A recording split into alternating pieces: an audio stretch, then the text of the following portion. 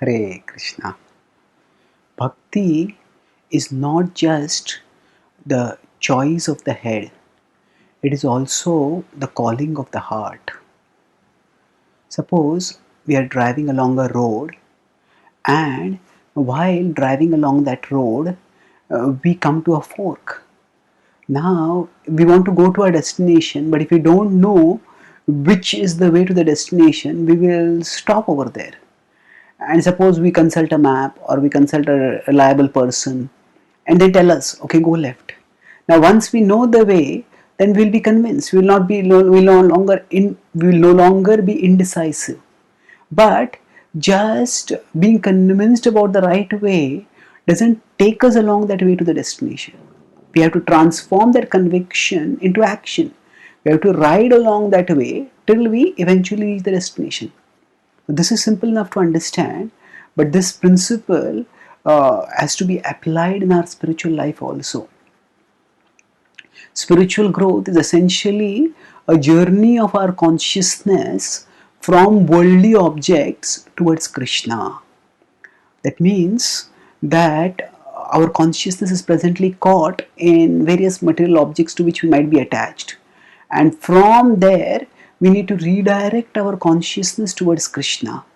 And for that redirection, both the head and the heart are required. At times, we may find, oh, this worldly object is quite attractive, and at our conditions says Krishna may not feel all that, seem all that attractive. Then we may be in a dilemma: should I choose this or should I choose Krishna? So, at such a time, we need our intelligence. We need our intelligence to understand that Krishna is the source of everything. The Bhagavad Gita in 10.8 states that Aham sarvasya prabhavo mattah sarvam pravartate iti matva bhajante mam buddha bhava samanvitaha. Aham sarvasya prabhavo, that I am the source of everything. All material and spiritual worlds come from mattah sarvam pravartate iti matva bhajante mam. And those who understand this, what do they happens to them? Buddha, they become wise. And bhava samanvitaha, with all the emotions of their heart, they bhajante mam, they become devoted to me. So here Krishna talks about how bhakti involves the head, but it goes beyond the head to the heart. Buddha, when we are wise, then we understand that yes, there may be many attractive things in this world, but the attractiveness of those attractive things comes from Krishna. Later in the same 10th chapter, Krishna tells in 10.41, Yad yad vibhuti matsattvam shri madurjitameva va tattadevavagachatvam mamatejomsha sambhava, that all opulent, beautiful and glorious creations spring from but a spark of my splendor. So everything attractive gets its attractiveness from Krishna. When we understand this intellectually, then even when we feel material objects as attractive, we will not get attracted to them. Rather, we'll strive to become attracted towards Krishna. And by such a diligent striving to become attracted towards Him, we will move closer to Him. And we will apply ourselves to the process of bhakti. Now, when we try to absorb ourselves in Krishna with intellectual conviction, that focus on Krishna will connect us with Him.